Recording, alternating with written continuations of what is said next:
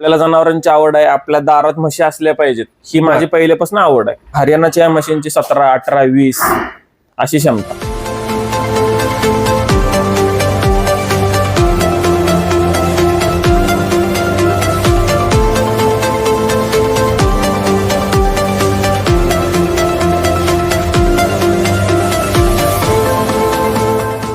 मंडळी नमस्कार. मंडळी कृषी सल्ला युट्यूब चॅनलमध्ये आपलं सर्वांचं स्वागत आहे. तर मंडळी आज आपण सांगली जिल्ह्यामध्ये उंगनुळे या ठिकाणी आलो आहोत. तर या ठिकाणी खोत साहेबांचा गोठा आहे. मुरा म्हैस पालन या ठिकाणी केलं जातं. तर या गोट्यावरती म्हशींचं कसं संगोपन केलं जातं, तसेच कोणत्या जातीच्या म्हशी आहेत आणि यांचं दूध उत्पादन किती आहे ते या व्हिडिओच्या माध्यमातून आपण बघणार आहोत. तत्पूर्वी यांचा परिचय जाणून घेऊयात. दादा नमस्ते. नमस्ते. परिचय करून द्या आपला. माझं नाव प्रतीक धोंडीराम खोत आणि आपला गोठा आहे मुक्काम पोस्ट कोंगनोळी, तालुका कवठेमहांकाळ, जिल्हा सांगली. बर, किती म्हशी आहेत आता तुमच्याकडे? आपल्या गोठ्यात टोटल 27 म्हशी आहेत. बर, कोणाकडून म्हशी आणल्यात काय? आपण सर्व म्हशी सुमित पन्नू डेअरी फार्म, जिंद, हरियाणा इथून आणलेल्या आहेत. बर, तर मंडळी सुमित पन्नू डेअरी फार्मचे ओनर ते देखील या ठिकाणी भेट देण्यासाठी आलेले आहेत. नमस्कार सर, परिचय करा के दो अपना. मैं सुमित पानू, जींद, हरियाणा से। अपन मेरे पास से इधर 26 भैंस आई है। सभी भैंस अच्छे से सेट हो चुकी है। अपना हरियाणा से महाराष्ट्र में भैंस बेचने का काम है सर। ठीक आहे. हो साहेब, मला सांगा, हा व्यवसाय करण्याआधी तुम्ही काय करत होता? प्रोफेशनल माझं MBA मार्केटिंग झालेलं आहे पुण्याच्या मॉडर्न कॉलेजहून.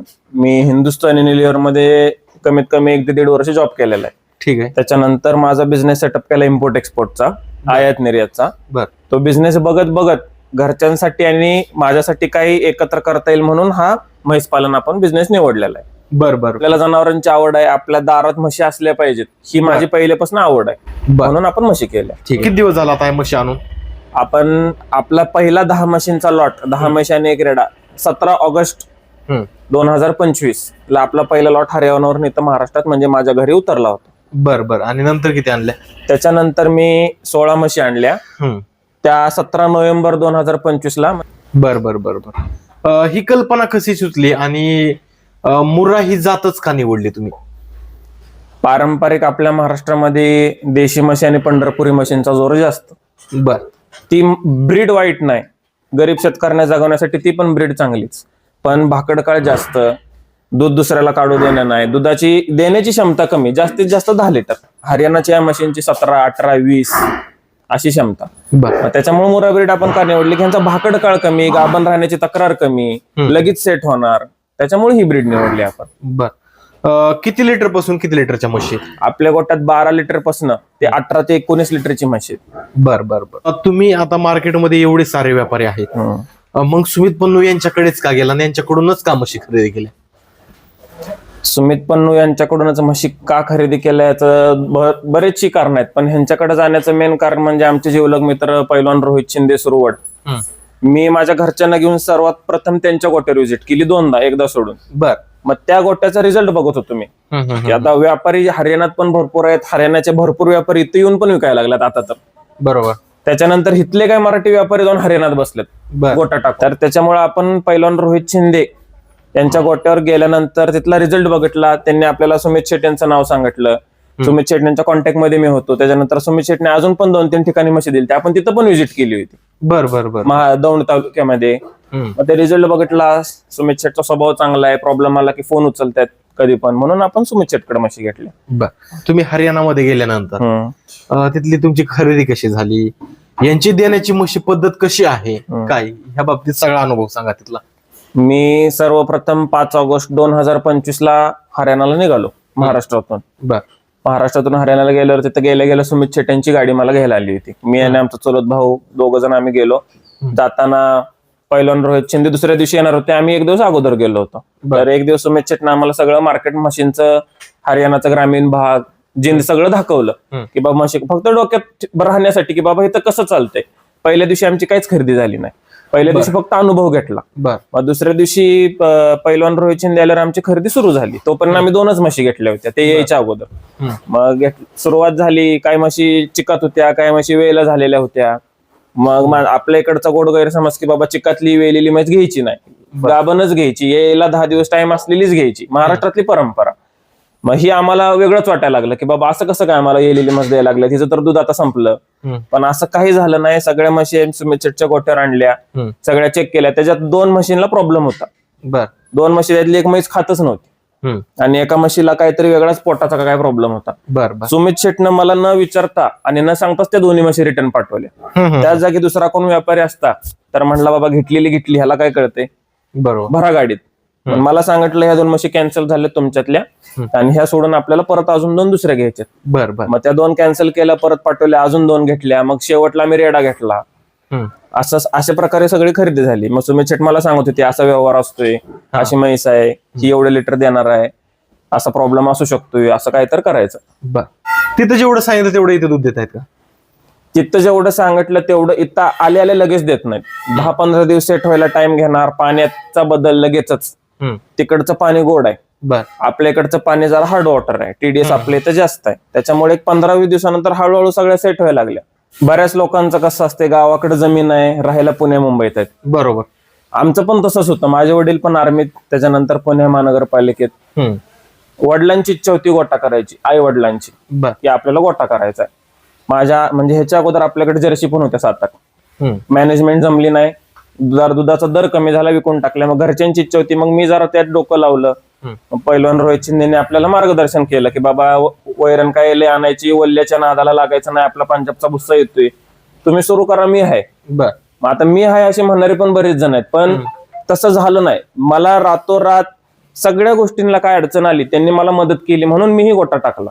बर बर बर मग आपल्या घरच्यांची इच्छा होती, बरोबर आहे, शेणात काय म्हणतात आणि खरंच तसंच आहे. ह्याच्यात जर मॅनेजमेंट नसली आणि जर तुम्ही लक्ष नाही दिलं आणि चुकीची म्हैस जर तुम्ही गोट्यात आणली तर ह्याच्यात काही नाही.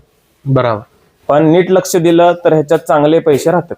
बर सुमित शेठ, एक बात बताओ मुझे, अभी आपने इधर 26-27 भैंस दी है, इनमें भैंस कैसी कैसी है और जो पाड़ा दिया है उसका डिटेल क्या है?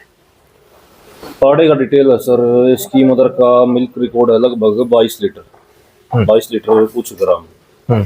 और जब अभी पाड़ा दिया था लगभग 6 महीने हो गए हैं, वहां से आने के बाद और अच्छा इन्होंने संभाल किया, अच्छी हाइट लेंथ हो चुकी है।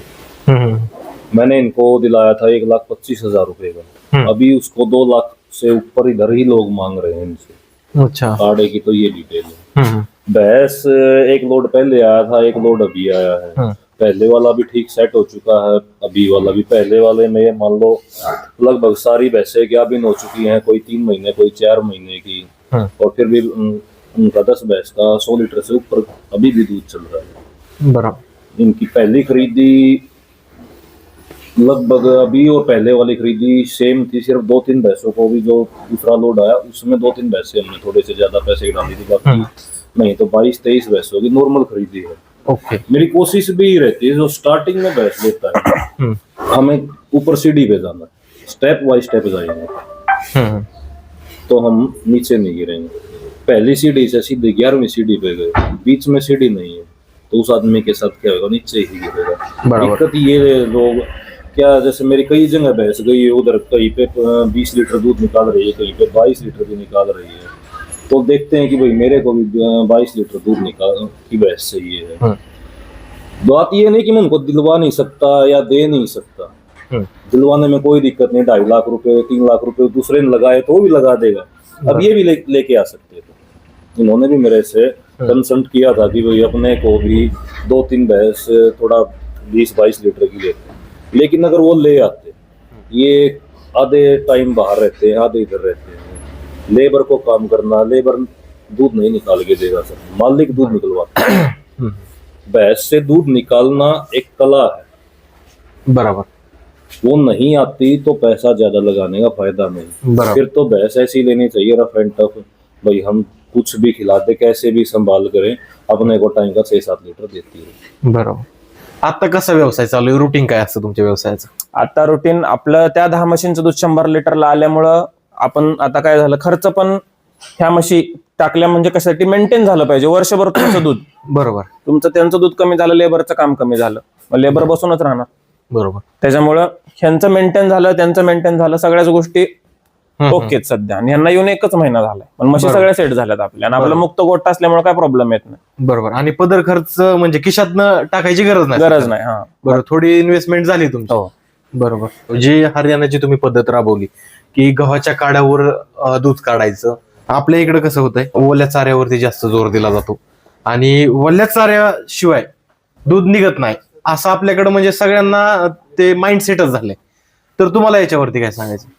मला पहिल्यांदा माहित होतं की हरियाणामध्ये ही सिस्टीम आहे, पंजाबमध्ये ही सिस्टीम आहे की सुका चाऱ्याचं प्रमाण जास्त. सुक्या चाऱ्याचं प्रमाण जास्त असल्यामुळं मी पहिल्यांदा जाऊन बघितलं, पहिल्यांदा गोट्यावर जाऊन बघितलं, मी पैलवानांच्या गोट्यावर जाऊन बघितलं की बाबा खरं सुक्या चाऱ्यावर एवढं दूध देतात का? 6 किलो सुका चारा, 7-8 किलो आपलं खुराक, ह्याच्यावर म्हैस खरंच 13-14 लिटर दूध देऊ शकते का? एकदा सोडून दोनदा जाऊन बघितलं. बर.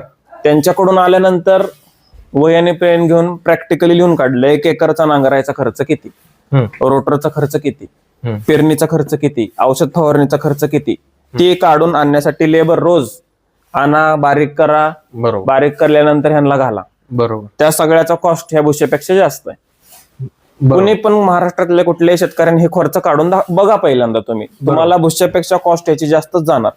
ह्याला एकच पर्याय, शेतामध्ये भरपूर ऊस लावा, ऊसाचं पीक जास्त दिवस चालतंय. बरोबर. तर मला काय, एकदा ऊस तोडला की फक्त बांधून घ्यायचा, एकदा फोडायचा, एकदा बांधून घ्यायचा आणि खत टाकायचं, तुमचं 5 वर्ष टेन्शन नाही. आणि ऊसांना पण, मशीनला पण ऊस मानवतोय हत्ती गवतापेक्षा. बरोबर. त्याच्यामुळे आपण भुश्याचं एक्सेप्ट केलं.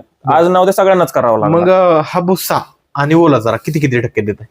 आपण 5 ते 6 किलो, मोठी म्हैस असेल तर 6 किलो भुस्सा दिवसाला, एका टायमाला 3 किलो, 2.5-3 किलो, आणि ओला चारा 2 ते 5 किलो. बरोबर.